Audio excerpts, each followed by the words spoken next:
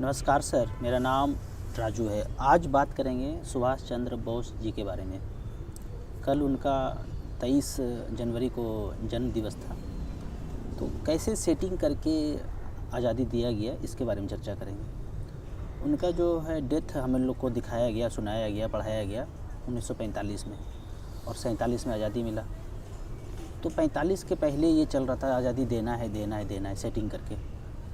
तो सुभाष चंद्र बोस जी तो अंडरग्राउंड रहते थे, मतलब अपना फ़ौज बना लिया था, आज़ाद हिंद फ़ौज, और बाहर के देश में रहते थे। इंडिया काफ़ी समय से वो आए नहीं।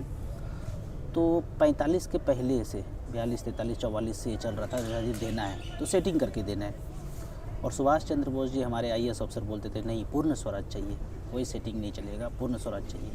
तो एक देश को आज़ाद होने के लिए 3 चीज़ चाहिए: अपना ज़मीन, अपना सेना और खुद का रोकड़ा, पैसा, पर्ची अपना। तो अंग्रेज़ का कहना था, eastindia.com का कहना था कि पर्ची अपने पास रखेंगे।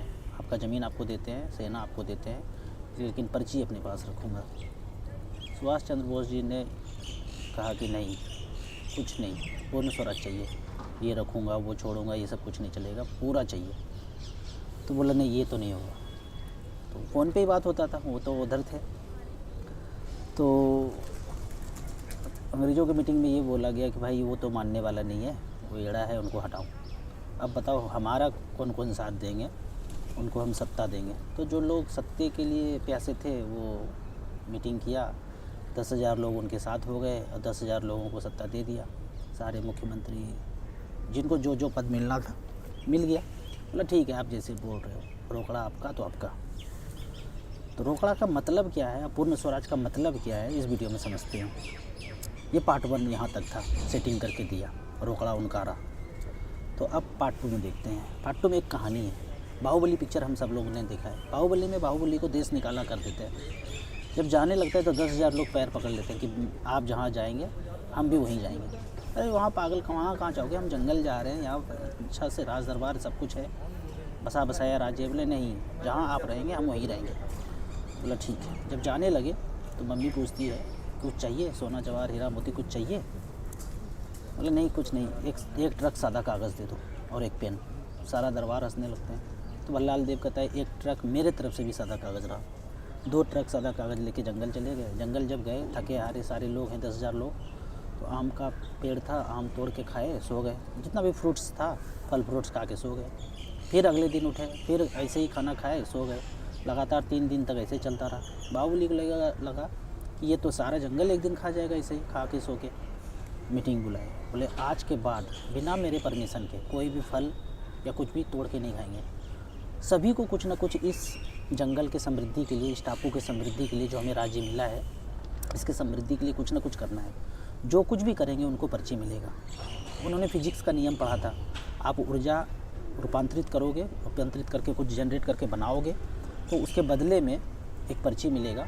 उस पर्ची से फिर से आप ऊर्जा संग्रहित करो, रिचार्ज करो अपने शरीर को, और फिर से अगले दिन के लिए तैयार हो जाओ। तो ऐसा ही होने लगा। सब लोग अपने अपने काम में लगे। आम खाए, गुठली बचा, फिर से जहाँ जगह खाली था रोप दिया। कोई सड़क बनाने लगे, कोई चप्पल छावनी करके जो है घर बनाने लगे, कोई बच्चों को पढ़ाने लगे, कोई इंटरटेनमेंट कराने लगे, कोई कुआं खोद के मीठा पानी निकालने लगे, कोई दूर दूर तक जा कर के देखने लगे कि कौन सा खदान यहाँ पे है, कोयला है, एल्युमिनियम है, लोहा है। तो इस तरह से मिलने लगा। 10 से 15 साल में वो हो गया सोने का चिड़िया।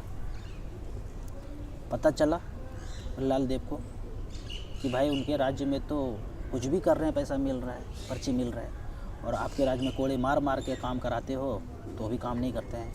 वहाँ तो ऐसा है कि 4 आदमी राह चलते, अगर पेड़ कोई गिरा हुआ है, पेड़ सीधा कर दिया, लगा दिया फिर से 4 आदमी दिन भर लगा करके, तो उनको उस दिन का दिहाड़ी पर्ची मिल जाता है। और आपके राज्य में तो ऐसा कुछ है नहीं। और 4-5 साल बीता और वो और ज़्यादा समृद्ध हो गया। तो भल्लाल देव को बुरा लगा कि भाई हमारे राज्य से वो आगे निकल गया, जंगल था सिर्फ। तो कटप्पा का आदेश दिया, कटप्पा इसका ठिकाना लगाओ। कटप्पा गया, बाहुबली को मार दिया। बाहुबली को मारने के बाद भल्लाल देव कहता है बंद करो ये बकवास, पर्ची मिलेगा, अपने से काम करूँगा, मर्जी से काम करूँगा। यहाँ से हमारे राजमार्ग तक हाईवे बनाओ। जो हाईवे बनाएंगे, कोयला, एल्युमिनियम, लोहा, पेट्रोल, जो भी खदान है, सब हमारे तक लेके आओ। और हमारे लिए जो काम करेंगे उनको पैसे मिलेंगे, हमारे लिए जो काम नहीं करेंगे उनको पैसे नहीं मिलेंगे। तो सबसे ऊपर वाला इंजीनियर को 5 लाख, नीचे 4 लाख, हाईवे बनाने वाले को खदान में नौकरी लगाए 10 लाख का पैकेज, 5 लाख का पैकेज, इस तरह से करके सारे राजमार्ग तक जाते रहे। अब कोई रोड पे पेड़ गिरा हो, पोल गिरा हो, किसी वृद्ध का सेवा करना हो, एक्सीडेंट में किसी को पहुंचाना है, एक्सीडेंट अगर हो जाता था बाहुबली के समय में, दिन भर लगा करके देखा कि ये सेवा किया, फ़ोटो खींच के भेज देते थे, पर्ची मिल जाता। तो अब कुछ भी हो जाए, कुछ भी देश के लिए करेंगे, उस टापू की समृद्धि के लिए करेंगे, तो आपको नहीं मिलेंगे पर्ची। और उनके लिए, भल्लाल देव के लिए जो काम करेंगे उनको पर्ची मिलेंगे। तो क्वेश्चन है कि अब वो जो जंगल है, टापू है, पहले आज़ाद था कि अब आज़ाद है? तो आप बोलेंगे पहले आज़ाद था, अब गुलाम है। अब हम लोग 4 दोस्त मिलके अगर रोड पे जा रहे हैं, कोई पोल गिरा हो, रास्ता बाधित हो, पूरा दिन भर अपना लगा करके आप अगर उसको सही कर देते हैं तो क्या आपको पर्ची मिलेंगे? दूसरा, कोई एक्सीडेंट हो गया, आप अपना पैसा लगा करके, एम्बुलेंस बुला करके, हॉस्पिटल जा करके, एक दिन भर रात लगा करके 4 दोस्त मिल करके उनको सही कर दिए, तो क्या आपको पर्ची मिलेंगे? क्वेश्चन है, क्या आप गुलाम हैं या आज़ाद हैं? मन में पूछना है। आपके बच्चे तैयार हैं कुछ काम करने के लिए, वो बोलते हैं कि मैं ना चारों तरफ पेड़ ही पेड़ लगाऊंगा, दिल्ली NCR में इतना प्रदूषण है ना, 10 दोस्त मिल करके यही ज़िंदगी भर यही करूँगा, तो क्या उनको पर्ची मिलेंगे? कुछ लोग बोलते हैं कि गंगा की सफाई में लग जाएंगे, काम करेंगे, उनको पैसे मिलेंगे। आपके बच्चे ऐसे भी हो सकते हैं इंटेलिजेंट हैं, गरीब बच्चों को पढ़ाएंगे, जिनके ख़ानदान में कोई पढ़ाई नहीं है, तो क्या उनको पर्ची मिलेंगे? अपनी मर्ज़ी से काम करने पे पैसे मिलेंगे? बाहुबली कहते थे मिलेगा, कुछ भी काम करोगे पैसे मिलेंगे जीवन यापन के लिए। हमारे सुभाष चंद्र बोस यही बोलते थे, कोई भी काम करोगे देश के समृद्धि के लिए हो तो काम पैसे मिलेंगे, पर्ची मिलेंगे। अंग्रेज ने ईस्ट इंडिया बोला नहीं, ये कंट्रोल हमारे पास होना चाहिए। तो आज आज़ाद है या गुलाम है आपके बच्चे? आप इस टेंशन में हम सब लोग जीते हैं कि बच्चे क्या करेंगे। कोई भी काम करने के लिए तैयार हो, उनको पैसे नहीं मिलेंगे, पर्ची मिलता ही नहीं। पर्ची उनको मिलेगा जो उनके लिए काम करेंगे। तो ये सोचना है ये आज़ाद है कि गुलाम है। इसको मैं इस तरह से समझाता हूँ कि एक पिंजड़ा है, उसमें तोता है, और उसमें आज़ादी आज़ादी तोता चिल्लाते रहते हैं। तो सालवाज शिकार क्या करता है, एक जितना शहर चंडीगढ़ इतना बड़ा जो है ना, पिंजड़ा बना देते हैं और उसको छोड़ देते हैं। तो चिड़िया को कभी महसूस होगा कि वो गुलाम है? फुदक के उधर जाएंगे, फुदक के उधर जाएंगे। हम लोग ऐसे करते हैं, यहाँ से दिल्ली चले गए फुदक करके भागलपुर चले गए, फिर चंडीगढ़ आ गए, चंडीगढ़ में कहीं घूम लिए, तो आज़ादी बोलते हैं। आज़ादी एक्चुअल ये है कि आप कुछ भी करेंगे, अपनी मर्ज़ी से करेंगे, देश के समृद्धि के लिए करेंगे, तो आपको पैसे मिलेंगे। मैं एक यूट्यूबर का वीडियो देख रहा था कि नॉर्थ कोरिया में मेट्रो का चार्ज है 4 पैसे। एक्चुअल में वो देश आज़ाद है। कभी मौका मिलेगा तो मैं वहीं जाने की कोशिश करूँगा। तो आज़ादी इस तरह से सेटिंग करके दिया सुभाष चंद्र बोस का मतलब यही था, पूर्ण स्वराज, मतलब सब कुछ हमारे पास होना चाहिए।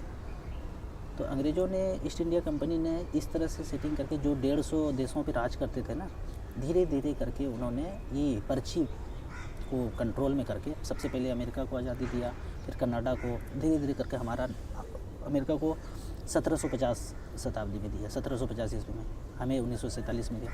तो धीरे धीरे करके एक्सपेरिमेंट करके वो गुमराह कर सकते हैं नोट पे। और ये सारा प्रूफ इस किताब में है। किताब देना अमित, ये सारा प्रूफ जो है इस किताब में है कि कैसे हम पे वो राज कर रहे हैं। रुपया मूल्य का मापक, शोषण का साधन। लिंक है, आप तो जाके लिंक से किताब ऑर्डर कर सकते हैं। अब दूसरे टॉपिक पे बात करते हैं कि ये तो चलो, दूसरा है कि 47 में हमें आज़ादी दिया, ठीक है, पर 47 के पहले जो हम संविधान अभी देखते हैं, 47 के पहले 45, 44, 46 में इंग्लैंड से हमारा संविधान पारित होके आ गया था, ठीक है। लेकिन हमें दिखाने के लिए 47 में आज़ादी दिया और 1950 में हमारे संविधान को लागू किया, और इसको हम लोग सहमति से मान सकें, इनको बाबा भीमराव अंबेडकर साहब का नाम उन पर दे दिया।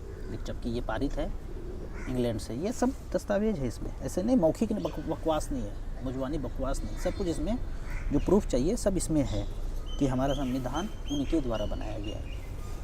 हर जगह हर किताब में हर कुछ मेंशन होगा, पर एक चीज़ नहीं मिले मेंशन होगा, पर्ची। पर्ची किसका है? उसी पर्ची के बदौलत अब इसको आप ऐसे समझो, 2 राजा है, एक राजा ए है, एक राजा बी है। ये अपना सिक्का चलाता है पर्ची, ये अपना सिक्का चलाते हैं। गड़बड़ हुआ? ये अपना सिक्का चलाते हैं, ये अपना सिक्का चलाते हैं। तो एक दिन इस राजा को ये राजा आक्रमण करके हरा देते हैं। तो अब ये इसके अंदर गुलाम है, इनके अंदर गुलाम है। तो अब जो भी यहाँ के व्यापारी को, आदमी को पैसे चाहिए, अब इनसे कर्ज लेना पड़ेगा। या तो कर्ज ये देंगे या तो कर्ज नहीं देंगे। बोलेंगे मुझे पेड़ लगाना है, मुझे नदियों को जोड़ना है, बोलेंगे नहीं दूंगा। तुम अगर समृद्ध हो जाओगे, तुम्हारा पेट भर जाएगा, तो फिर मेरे पे आक्रमण करोगे। तो इन चीज़ों के लिए तुम्हें पैसे नहीं मिलेंगे। हाँ, यहाँ से यहाँ तक हाईवे बनाओ, यहाँ से समृद्धि लेके जाओ, इसके लिए आपको पैसे मिलेंगे।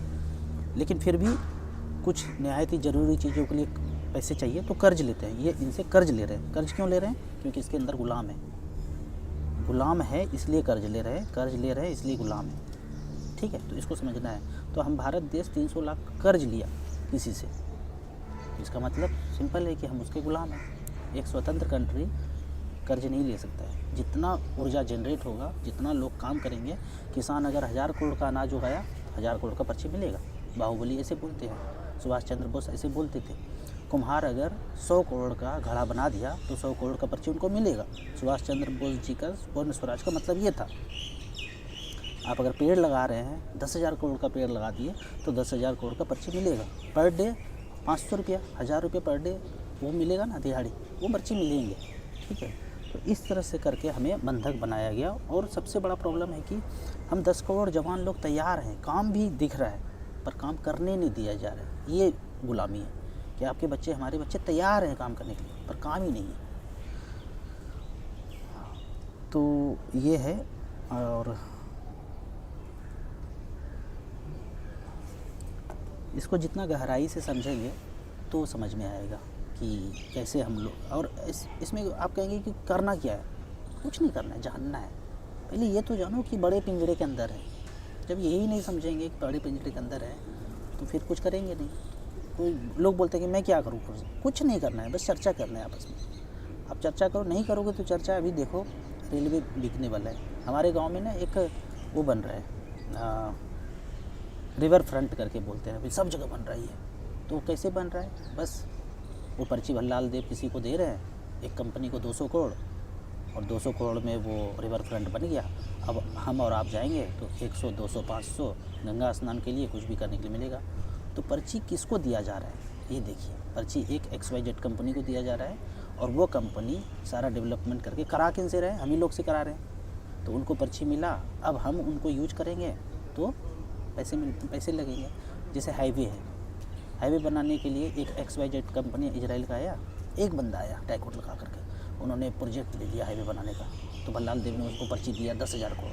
10,000 करोड़ में हाईवे बन गया। ठीक है, बनाया किसने? हम लोगों ने।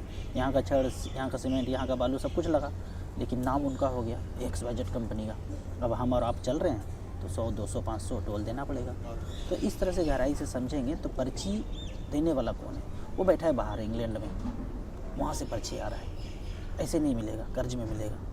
तो समझेंगे धीरे धीरे। तो उसका उपाय, आप बैंक को आप लोन लेते हैं तो पूछेंगे कि आपको भारत के रुपए में पैसे चाहिए या इंग्लैंड के रुपए में। ये पैसा इंग्लैंड वाला चल रहा है, ये प्रूफ है सारा इसमें कि नकली पैसा चल रहा है, इंग्लैंड का पैसा चल रहा है। भारत का पैसा जो था 1600 शताब्दी के पहले, वो सोने का सिक्का था, वही असली रुपया है। 1 तोला सोना = 10 रुपया, वो असली रुपया है। उसके अलावा जो भी चल रहा है, ये पर्ची चल रहा है भल्लाल देव का। वीडियो को ज़्यादा से ज़्यादा लोग को शेयर कीजिए, चर्चा कीजिए आपस में, परिवार में, फैमिली में। जो लोग ज़्यादा एजुकेटेड है उनको वीडियो देख के उनसे समझने का कोशिश कीजिए। वीडियो अच्छा लगता है तो लाइक एंड शेयर जरूर करें। Thank you so much.